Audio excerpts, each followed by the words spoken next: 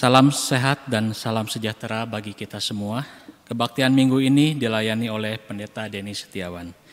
Mari kita bersaat teduh sejenak.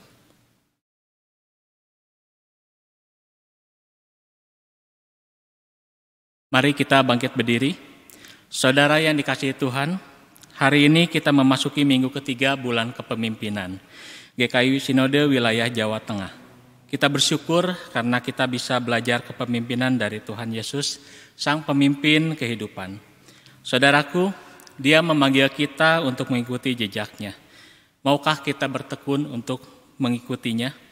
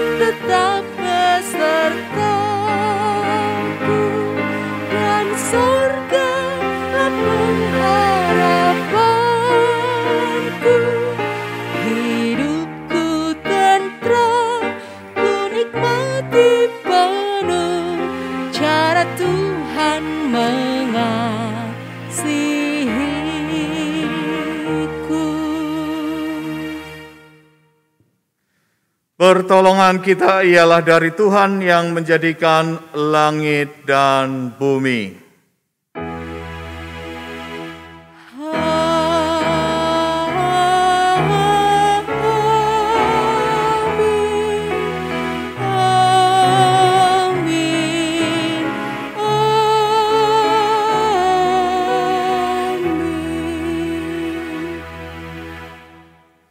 Tuhan beserta saudara.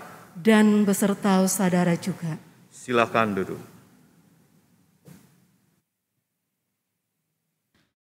Seorang pemimpin bukanlah tuan, ia ada untuk menghamba dan bersahabat dengan yang dipimpinnya. Mereka yang dipimpin bukanlah hamba.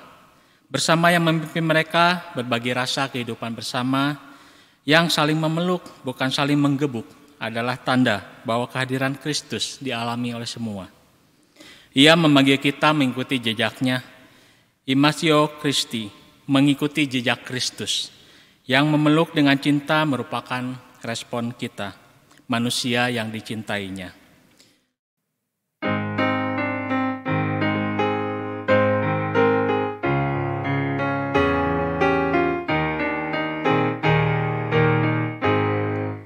Tuhan memanggilmu, hai dengarlah. Apapun yang terbaik ya berikanlah.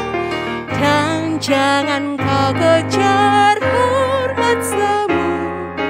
Muliakan saja Yesus Tuhanmu.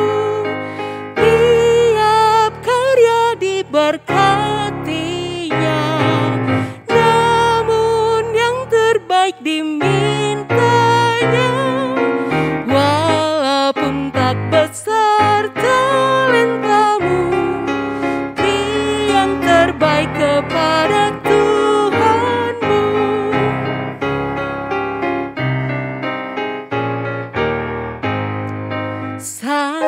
Tuhan dunia jauhkanlah, dan jangan kau dengar godaannya. Layani Tuhanmu dalam jerih, dalam hidupmu yang telah kau beri. Tiap karya diberkatinya, namun yang terbaik dimintanya. Walaupun tak besar talentamu, beri yang terbaik kepada Tuhanmu. Mari kita mengaku dosa di hadapan Allah dengan merefleksikan pertanyaan-pertanyaan berikut. Ketika Tuhan memanggil kita untuk mengikuti jejaknya, apa yang kita lakukan? Sudahkah kita menjadi pribadi-pribadi yang hadir bagi sesama dengan kasih persahabatan, kehangatan, dan melindungi yang lemah? Ataukah kita masih sibuk berbantah-bantah di antara kita, memperebutkan siapa yang paling benar, yang berpengaruh, dan yang dihormati? Jemaat dipersilakan untuk menaikkan doa terlebih dahulu.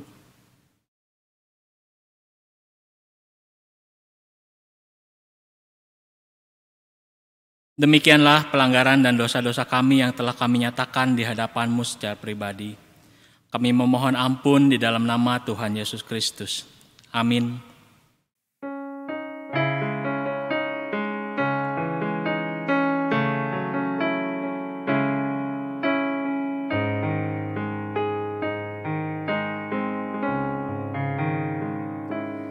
Kasihanilah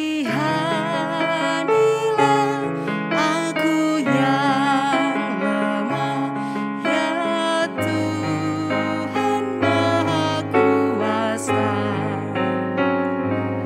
Hapuskan semua kesalahanku, berilah anugerah.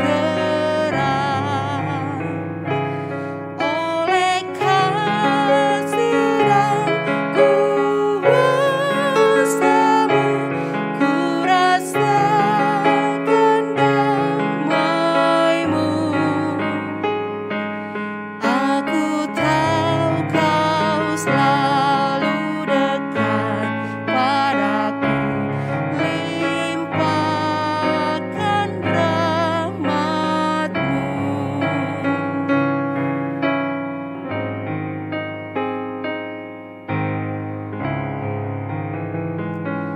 Kini aku sadari dosaku dan segala kekuranganku, namun kasih-Mu tetap padaku, sucikan diriku. Ku serahkan seluruh hidupku pada Tuhan yang benar. Hatiku selalu bersyukur, bergemar dan berbahagia. Jemaat diundang untuk bangkit berdiri. Berita anugerah bagi kita. Marilah kita hidup di dalam anugerah Tuhan dengan mengingat firman yang tertulis dalam Yesaya 42 ayat 6 yang berbunyi demikian. Aku ini Tuhan, telah memanggil engkau untuk maksud penyelamatan, telah memegang tanganmu. Aku telah membentuk engkau dan memberi engkau menjadi perjanjian bagi umat manusia, menjadi terang untuk bangsa-bangsa. Demikianlah berita anugerah dari Tuhan. Syukur kepada Allah. Marilah kita menyatakan damai kita dengan saling mengucapkan salam damai.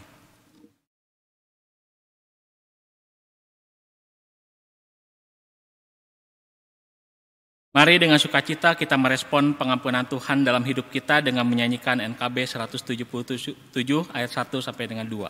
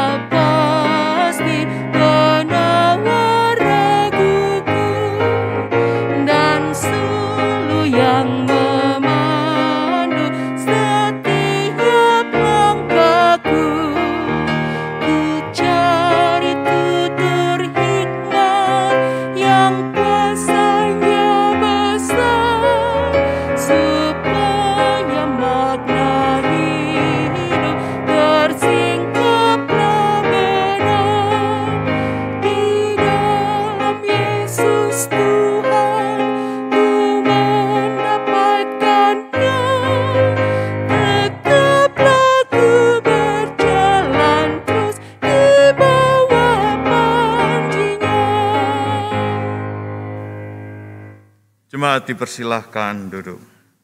Mari Ibu Bapa dan Saudara, sebelum kita merenungkan firman Tuhan, kita mohon pimpinan Roh Kudus, kita berdoa.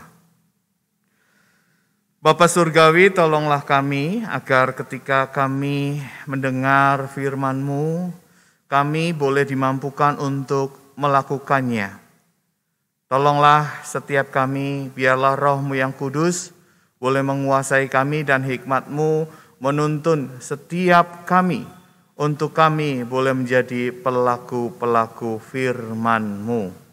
Berkati hamba-Mu yang penuh dengan keterbatasan ini, biarlah Tuhan mampukan untuk menyampaikan apa yang menjadi maksud dan kehendak Tuhan bagi kami semua. Sehingga baik kami yang mendengar maupun kami yang menyampaikannya, kami semua diubahkan di dalam Kristus Yesus. Dan kami dimampukan untuk menjadi serupa dengan Kristus Yesus. Di dalam nama Tuhan kami Yesus Kristus kami berdoa. Amin.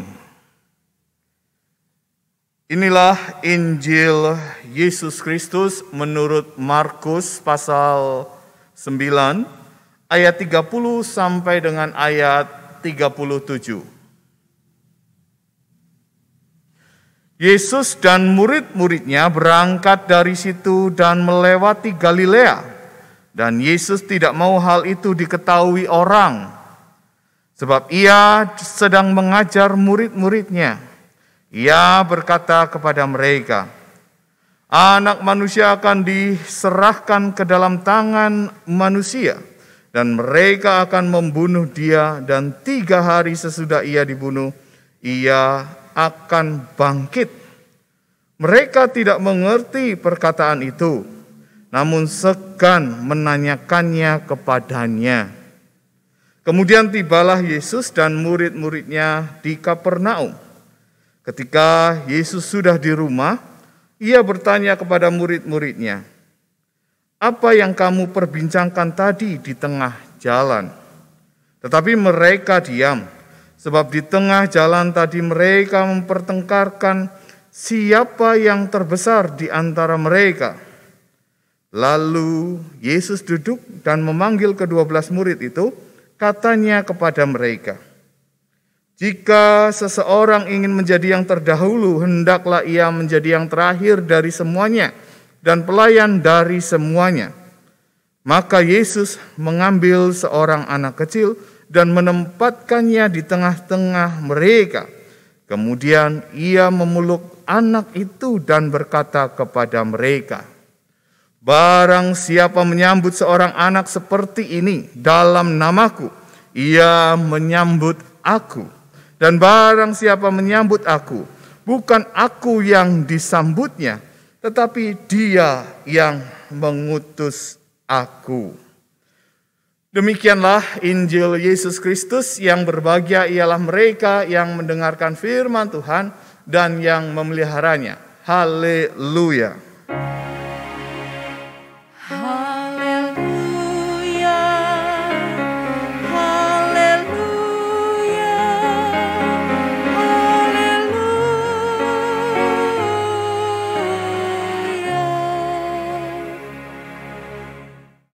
Bapak, Ibu, dan Saudara, ada yang tidak tahu artis-artis ini? Jika tidak tahu, silahkan tanyakan pada para remaja. Inilah artis-artis yang menjadi idola mereka. Ada BTS, ada Blackpink. Tapi mungkin juga ada di antara ibu bapak dan saudara yang mengidolakan mereka. Mungkin saja seorang yang mengidolakan para artis biasanya disebut dengan fans. Dan sebuah kebanggaan bagi para fans ketika mereka bisa mengimitasi idolanya. Sebuah kebanggaan bagi para fans jika bisa menyerupai idolanya. Sehingga kita bisa melihat mereka berupaya untuk menjadi serupa dengan idolanya. Mengcopy-paste idolanya ke dalam dirinya dari ujung rambut sampai ujung kaki, dari penampilannya sampai gaya bicara dan perilakunya. Sehingga tanpa sadar mereka terhanyut dan kehilangan jati dirinya. Dan jika suatu ketika mereka melihat idolanya tersebut tidak sesuai dengan harapannya, maka mereka menjadi benci dan kecewa. Bapak, Ibu, dan Saudara, mungkin ada satu hal yang bisa kita contoh dari para fans ini, yaitu semangatnya yang luar biasa untuk mengimitasi idolanya. Semangatnya yang luar biasa untuk meniru idolanya. Semangat itu akan menjadi positif, menjadi sesuatu yang baik untuk kita tiru ketika kita para pengikut Kristus juga memiliki semangat untuk meniru dan mengimitasi sang idola sejati, yaitu Yesus Kristus.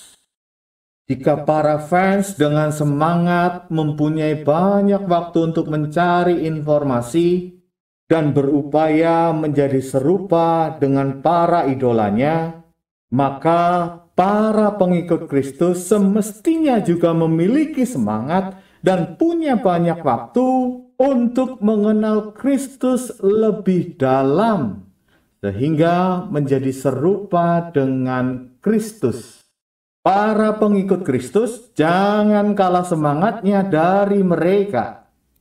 Dalam bukunya Mengikuti Jejak Kristus, Thomas A. Kempis mendorong agar para pengikut Kristus memiliki semangat Kristus. Semangat Kristus yaitu kerinduan sejati di dalam diri murid Kristus untuk mendengarkan Injil, untuk menemukan makna yang tersembunyi di dalamnya, dan mencoba melakukan segala apa yang didapatnya, atau menerapkan segala sesuatu yang ia temukan, dan menyesuaikan hidupnya dengan hidup Kristus. Bapak, Ibu, dan Saudara, jika para idola mereka ini dapat mengecewakan para fansnya, maka sang idola sejati yaitu Yesus Kristus tidak akan mengecewakan para pengikutnya. Di awal bukunya Thomas A. Kempis mengutip Yohanes pasal 8 ayat 12. Maka Yesus berkata pula kepada orang banyak katanya, Akulah terang dunia. Barang siapa mengikut aku, ia tidak akan berjalan dalam kegelapan, melainkan ia akan mempunyai terang hidup. Inilah janji Kristus, bahwa ia akan menuntun mereka yang mengikuti jejaknya kepada terang hidup. Kristus tidak akan mengecewakan, maka milikilah semangat Kristus dalam menjalani hidup ini. Mari kita coba bandingkan kembali. Jika para fans berkorban bagi idolanya, berkorban waktu, berkorban materi, dan berkorban segalanya untuk dapat diperhatikan oleh sang idolanya, maka para pengikut Kristus semestinya siap berkorban bagi Kristus. Karena Kristus telah berkorban bagi para pengikutnya. Kristus telah menyediakan waktu bagi pengikutnya. Kita bisa datang kapanpun. Kita bisa merasakan hadirnya Kristus kapanpun dan dimanapun. Dan ia juga adalah pribadi yang selalu hadir memberkati para muridnya. Kristus adalah idola sejati yang telah berkorban bagi para pengikutnya dan juga untuk dunia ini. Dalam ayat 31, ia berkata kepada mereka, Anak manusia akan diserahkan ke dalam tangan manusia, dan mereka akan membunuh dia, dan 3 hari sesudah ia dibunuh, ia akan bangkit. Secara jelas dan gamblang, bahwa Yesus sedang memberitakan tentang pengorbanan dirinya bagi dunia ini. Inilah contoh pemimpin yang sejati. Inilah contoh idola yang sejati. Idola yang berani mempertaruhkan nyawanya bagi pengikutnya. Namun sayang, berita ini di dalam bacaan kita tidak dipahami, tidak dimengerti oleh para muridnya. Yesus sebagai pemimpin memberikan keteladanan untuk berkorban dan melayani semua orang. Namun sebaliknya, para murid justru saling berebut, saling berkompetisi untuk menjadi yang terbesar, untuk menjadi pemimpin, dan mungkin menjadi pemimpin pengganti Yesus. Dalam ayat 34 dikatakan, mereka mempertengkarkan siapa yang terbesar di antara mereka. Jadi mereka sedang berdebat. Mungkin mereka akan mulai saling menyingkirkan, saling merendahkan yang lain dan meninggikan dirinya. Berbeda dengan Yesus yang mengajarkan bahwa pemimpin semestinya mereka yang berani berkorban untuk para pengikutnya. Dan pemimpin adalah mereka yang berani untuk menjadi pelayan bagi semua. Ayat 35, katanya kepada mereka, jika seseorang ingin menjadi yang terdahulu, hendaklah ia menjadi yang terakhir dari semuanya dan pelayan dari semuanya. Pemimpin yang sejati yang diteladankan Yesus adalah pelayan bagi semua. Jika kita ingin jadi pemimpin, maka mari kita layani semua orang. Dan bagi setiap kita yang sudah melayani semua orang, maka andalah para pemimpin yang sejati. Bapak, Ibu, dan Saudara, di sisi lain, para idola tentu berharap bahwa fans mereka adalah orang-orang yang mampu, orang-orang yang berada, sehingga para idola ini bisa dapat keuntungan dari produk-produk yang mereka iklankan. Apabila ada fans yang tidak mampu, mohon maaf, bisa saja mereka tidak dipandang. Namun berbeda dengan Yesus.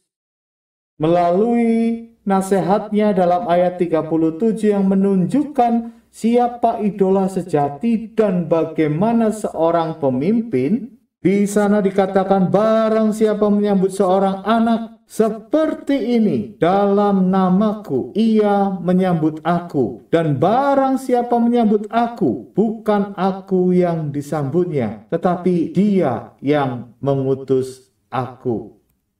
Yesus mengajarkan para muridnya untuk menyambut mereka yang lemah, untuk merangkul dan menerima mereka yang lemah, menerima seorang anak yang sejatinya menjadi representasi dari pribadi-pribadi yang lemah, seorang anak yang menjadi representasi dari orang-orang yang lemah.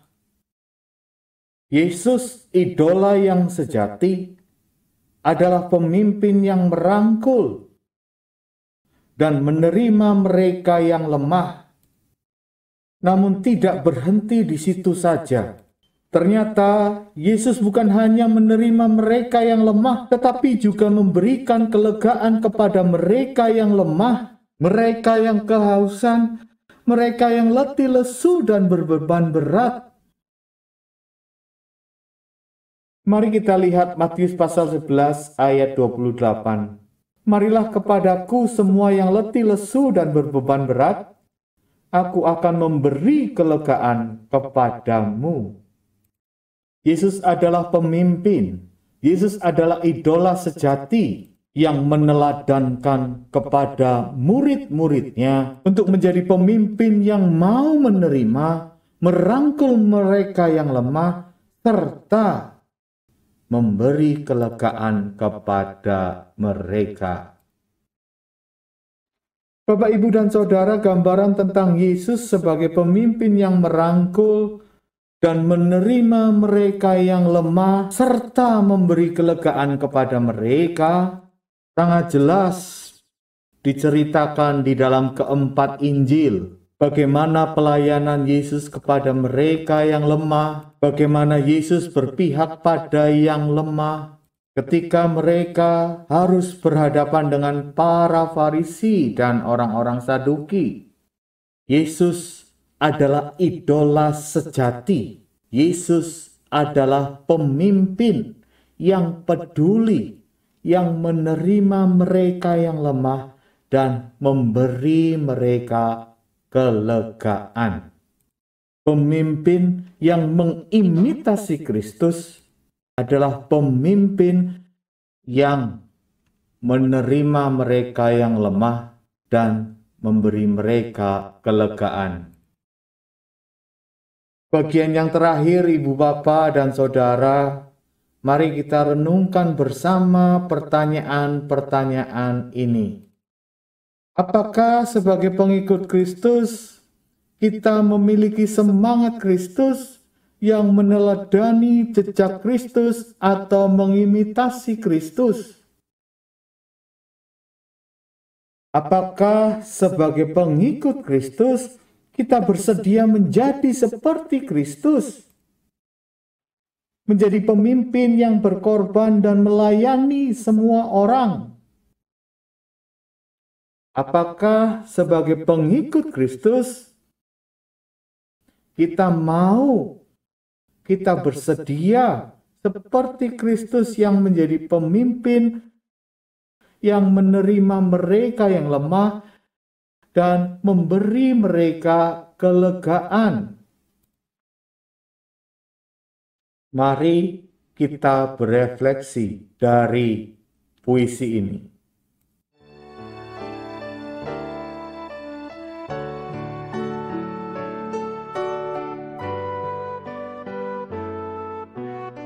demi Kristus sang idola. Lihat idola tak lihat isi jiwanya, sekilas meniru wujud insani dalam fata morgana. Laku dan kata tak luput dari pandangannya, hanyut terseret cinta sesaat pada yang fana. Siapa mengerti sang idola? Siapa hatinya tahu? Siapa mengenalnya tanpa ragu? Siapa menjamin tak jadi kecewa? Bila umat merasa lelah, belajarlah arti bara semangat dari mereka. Sejauh apapun akan mereka tempuh demi membuktikan cinta pada sang idola. Bila umat menjadi kalut dan kecewa, ingatlah pengalaman mereka yang mengidola. Tetaplah yakin pada Kristus sang idola yang berkorban demi keselamatan dunia. Padamu ada Kristus, begitupun diriku. Ada tugas yang keemban, sama sepertiku. Bukan persaingan untuk menjadi utama, namun hidup melayani sesama. Padamu ada kasih, demikian juga diriku. Kasih hadir bagi setiap orang yang rindu. Ia memeluk dan merangkul kelemahan, namun tegas menyuarakan keadilan. Biasanya wong cilik tak pernah usil, tak biasa simpan dendam dalam dada, tak terbiasa membalas dendam pada mereka yang suka bertindak jahil. Demi Kristus sang idola, bersama kita teladani jejak Kristus yang mendunia. Pemimpin dan idolamu yang rela berkorban, ia yang bersedia menjadi pelayan bagi semua. Ia yang memberi berkat bagi yang membutuhkan.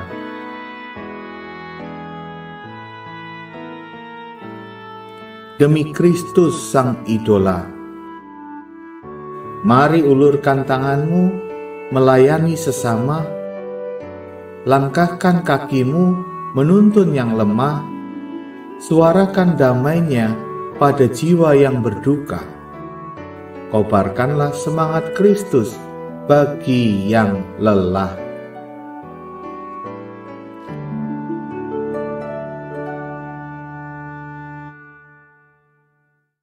Kiranya kita dimampukan untuk senantiasa menjadi serupa dengan Kristus. Saat teduh bagi setiap kita.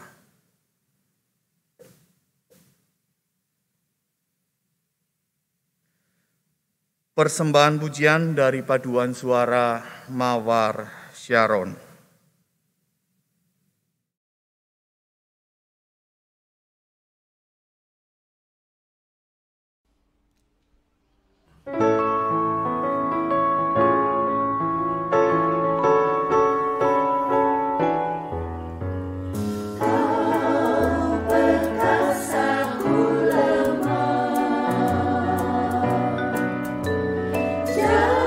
Jauhkanku dari jalan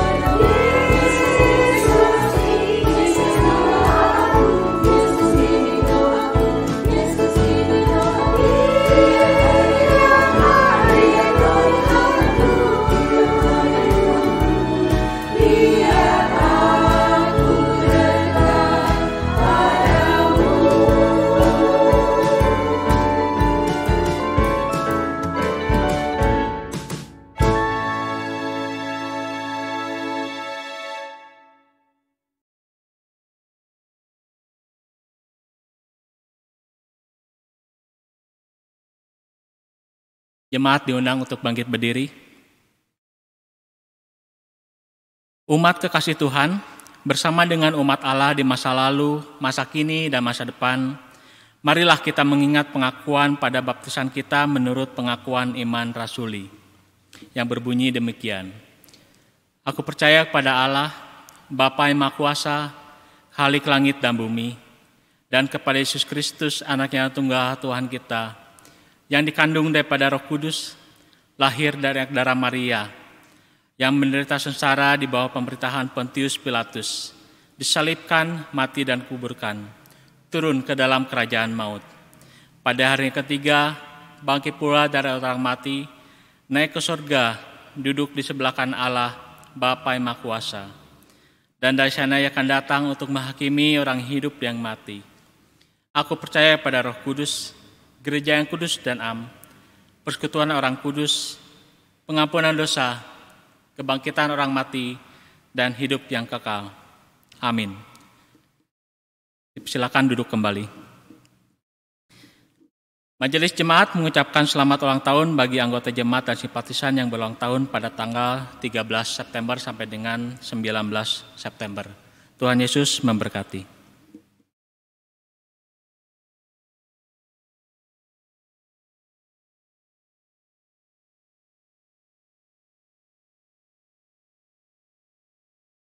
Pada tanggal 3 Oktober 2021, kita akan merayakan Perjamuan Kudus. Perjamuan Kudus akan dilaksanakan secara online dengan mengikutsertakan juga umat yang ada di rumah masing-masing, yang saat ini kita belum dapat hadir bersama-sama karena masih dalam situasi pandemi COVID-19. Untuk menyambut perayaan itu, mari kita mempersiapkan diri dan memeriksa diri kita masing-masing. Pada perjamuan terakhir, Kristus meminta kita merayakan perjamuan kudus. Untuk mengenang Kristus berarti mengalami kehadirannya dalam hidup sehari-hari dan menyadari bahwa Kristus telah berkorban demi keselamatan kita.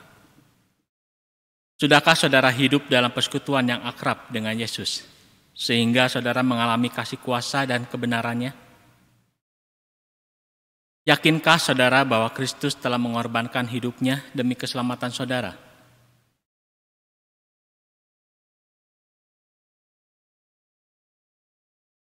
Pada perjamuan terakhir, Kristus memecah roti dan mengangkat cawan, lalu membagikannya pada murid-muridnya. Ketika menerima roti dan air anggur, simbol tubuh dan darah Yesus, kita dipersatukan dengan Kristus. Yesus menjadi kepala, sedang kita adalah tubuhnya. Sudahkah saudara menjadikan Yesus sebagai kepala, pemimpin saudara dalam hidup pribadi, berkeluarga, bergereja, dan bermasyarakat? Sudahkah saudara hidup dalam kasih dengan saudara seiman yang adalah sesama anggota tubuh Kristus?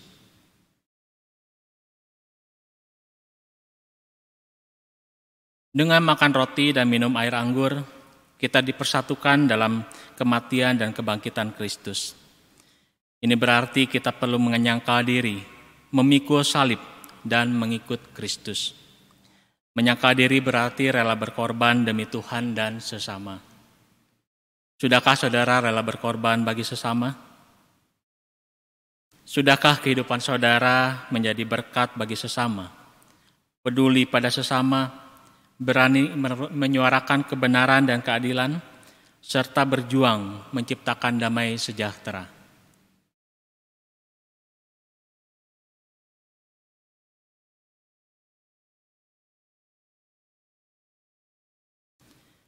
Kiranya Roh Kudus menolong kita dalam mempersiapkan diri dalam merayakan perjamuan kudus mendatang. Bapak, Ibu, dan Saudara, mari kita berdoa. Bapa Surgawi, saat ini kami bersatu hati untuk kami boleh memohon agar Tuhan memulihkan bangsa dan negara kami, Indonesia. Kami mohon Engkau boleh memulihkan bangsa dan negara kami dari persoalan yang sedang dihadapi, baik persoalan ekonomi maupun persoalan COVID-19 ini. Kami berdoa untuk kebijakan yang dikeluarkan oleh pemerintah, biarlah kami semua warga negara Indonesia boleh mengikuti, mentaati peraturan itu dengan baik. Dan kami berdoa agar upaya vaksinasi boleh berjalan dengan lancar.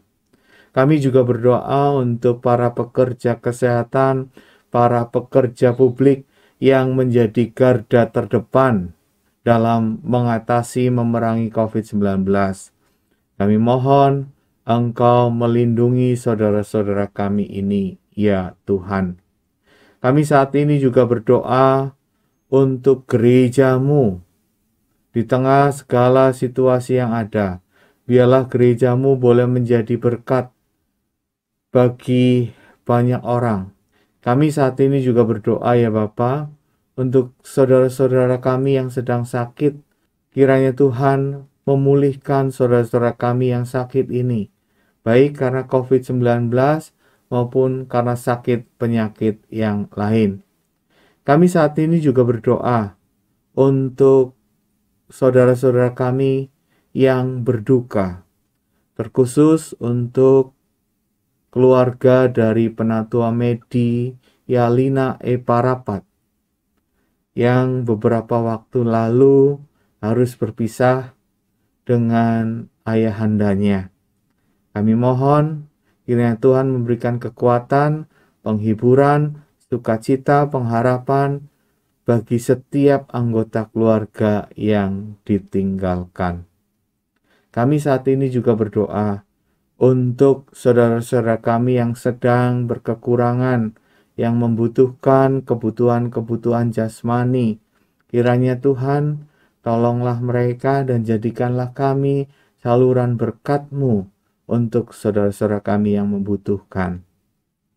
Saat ini kami juga berdoa untuk saudara-saudara kami yang bertambah usia. Biarlah dengan bertambah usia, mereka juga boleh terus bertambah berkat hikmat, kasih karunia Tuhan di dalam diri mereka, sehingga memampukan mereka juga untuk menjadi berkat bagi sesama. Kami berdoa untuk anak-anak kami yang sedang berstudi, kiranya Tuhan tolong mereka, baik mereka yang berstudi dengan onsite terbatas, ataupun yang masih menjalani studi secara daring. Kiranya Tuhan berkati anak-anak kami dalam studinya. Kami saat ini juga berdoa untuk aktivitas pekerjaan, kegiatan kami masing-masing. Biarlah kami boleh bersukacita dalam segala hal, mengucap syukur dalam segala hal, dan kiranya pekerjaan kami, usaha kami juga boleh menjadi berkat bagi banyak orang. Inilah doa-doa kami yang kami naikkan di dalam nama Tuhan kami, Yesus Kristus. Amin. Saat ini kita akan memberikan persembahan atas segala berkat yang telah Tuhan curahkan dalam kehidupan kita. Firman Tuhan yang mendasari persembahan kita diambil dari 1 Petrus 2 ayat 5 yang berbunyi, "Dan biarlah kamu juga dipergunakan sebagai batu hidup untuk pembangunan suatu rumah rohani bagi suatu imamat kudus, untuk mempersembahkan persembahan rohani yang karena Yesus Kristus berkenan kepada Allah." Seraya mempersembahkan persembahan kita melalui online, kita menyanyikan Kidung Jemaat 367 bait 1 dan 2.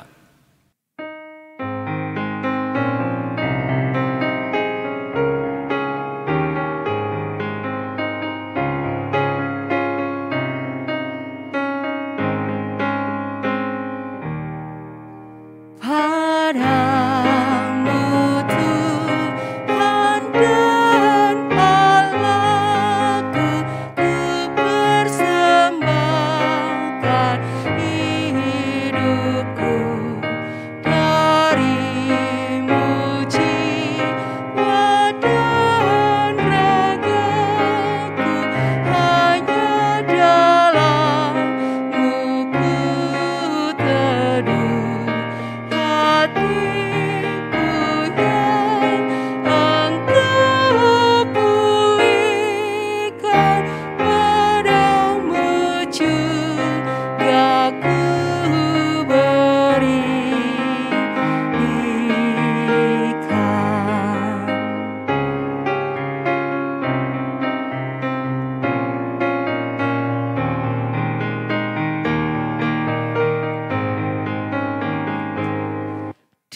dalam Yesus Kau nyatakan, ya Bapa, isi hatimu, curahan kasih kesukaan Engkau limpahkan bagiku.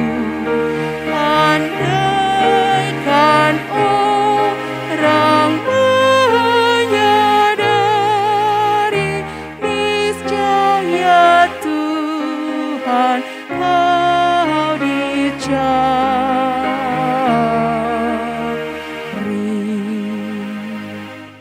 Jemaat diundang untuk bangkit berdiri, mari kita bawa persembahan kita dalam doa-doa kita. Mari kita berdoa. Tuhan Allah Bapa kami bersyukur Tuhan atas segala berkat yang telah Tuhan berikan pada kami sampai dengan saat ini Tuhan, sampai dengan hari ini kami masih dapat menikmati kehidupan kami, kami tetap menjalani kehidupan kami dengan baik, dengan sehat Tuhan. Kami bersyukur atas segala sesuatunya, atas perlindungan Tuhan juga dalam kehidupan kami semua ya Bapa. Dan di saat ini kami hendak mempersembahkan persembahan kami ini Bapa, dan biarlah persembahan dapat dikuduskan agar dapat menjadi satu hal yang terbaik, menjadi satu alat yang dapat digunakan untuk pelayanan demi kemuliaan nama-Mu saja Bapa. Berkati setiap orang yang telah memberikan persembahan ini Tuhan, dan biarlah kiranya mereka juga selalu mendapatkan berkat daripada-Mu Tuhan. Kami serahkan seluruh doa-doa ini ke dalam tangan Tuhan saja. Dalam nama Tuhan Yesus Kristus kami berdoa. Amin.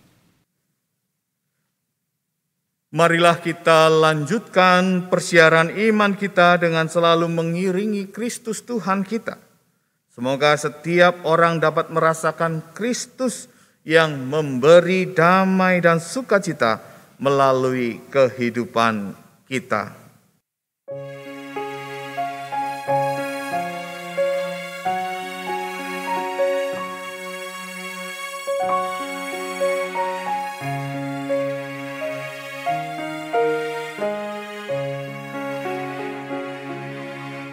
Ku ingin selalu dekat padamu, mengiring Tuhan tiada jemu. Bila Kau pimpin jalan hidupku, tidak ku takut dan segala setru. Oh Juru Selamat, pegang tanganku, bimbingan-Mu itu ku perlu.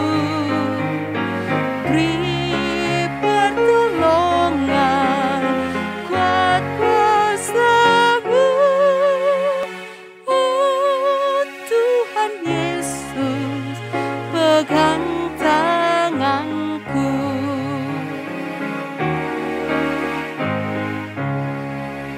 Gelap perjalanan yang aku tempuh, namun teranglah dalam jiwaku. Susah sengsara ini ku derita, damai menanti di sorga Bapa. Oh Juru Selamat, pegang tanganku, bimbingan-Mu itu ku perlu. Beri pertolongan, kuat kuasa-Mu. Oh Tuhan Yesus, pegang tanganku. Saudara-saudara, arahkanlah hatimu kepada Tuhan. Kami mengarahkan hati kami kepada Tuhan. Jadilah saksi Kristus, Syukur kepada Allah, terpujilah Tuhan, kini dan selamanya. dan terimalah berkat dari Tuhan. Tuhan memberkati engkau dan melindungi engkau. Tuhan menyinari engkau dengan wajah-Nya dan memberi engkau kasih karunia. Tuhan menghadapkan wajah-Nya kepadamu dan memberi engkau damai sejahtera.